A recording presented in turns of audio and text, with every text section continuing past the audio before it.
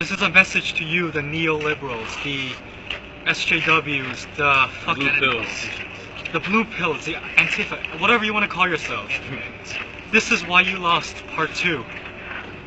You lost because you told the poor white working families in rural Pennsylvania, Wisconsin, and Michigan that despite losing their jobs, despite their factories closing down and their communities emptying out, that they were the privileged ones because of their skin color, that they benefit from white privilege.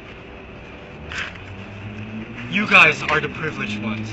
You guys are so fucking out of touch. You're sitting in your big comfy chairs in your large office spaces up in the ivory towers of university sociology departments, and you actually think we working class people give two shits and a fuck about your identity politics.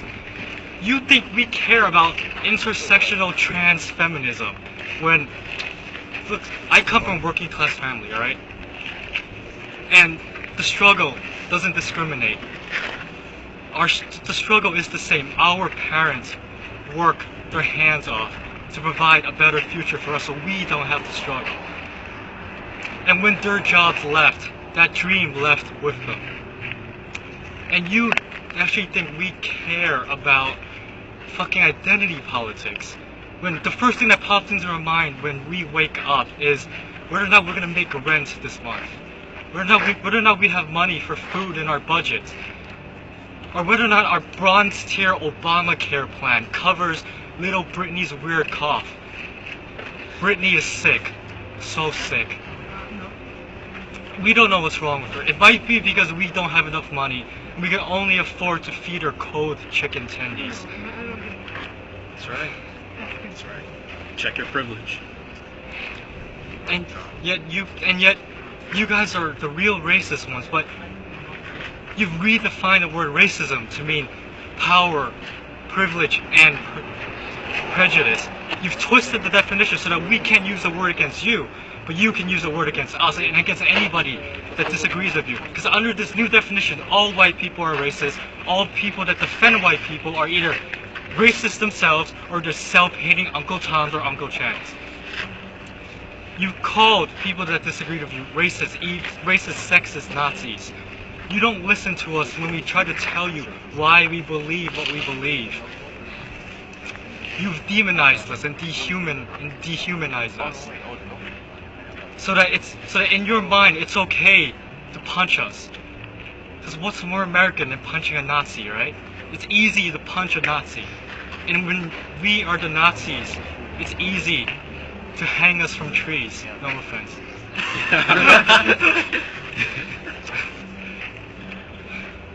You have one foot over the line right now. A line that you do not want to cross. You are normalizing violence. And if you don't believe me, look at what this past year has been. Your side has chased down Trump supporters, beat them up. You've egged a woman that just wanted to be at a Trump rally.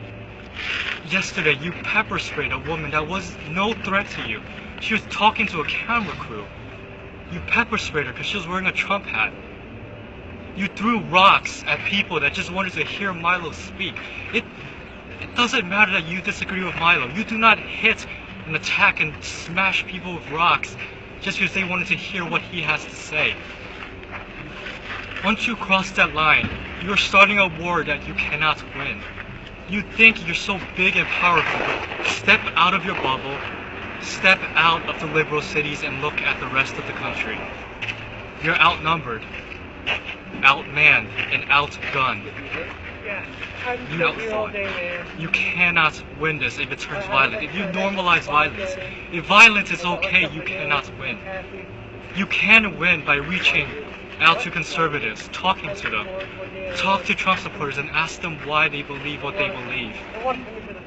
And maybe you'll find common ground. Maybe you might even convince us to adopt your positions, or maybe we'll red pill you. Who knows? You put down your fist, take off your mask. Fight with your words, not sticks and stones. Because if you do not change, you're going to lose. You need us on your side. You need to convince us why you're right, because you can't kill us. You can't kill all of us. You cannot divide us. Exactly. You need us on your side because Generation Z, the kids that are growing up and being born right now, they're projected to be the most conservative generation in decades, more conservative than your grandparents. And we millennials, we grew up with the internet. These kids are growing up in the internet, in a fully formed medium where they can spread their ideas and beliefs. They're gonna shitpost better than any of us combined. They're gonna harness meme magic better than any 400-pound, 30-year-old virgin. The future is in their hands, and they're on our side. So unless you change your ways, you've already lost. I gotta go home now. That's Bye. right! Please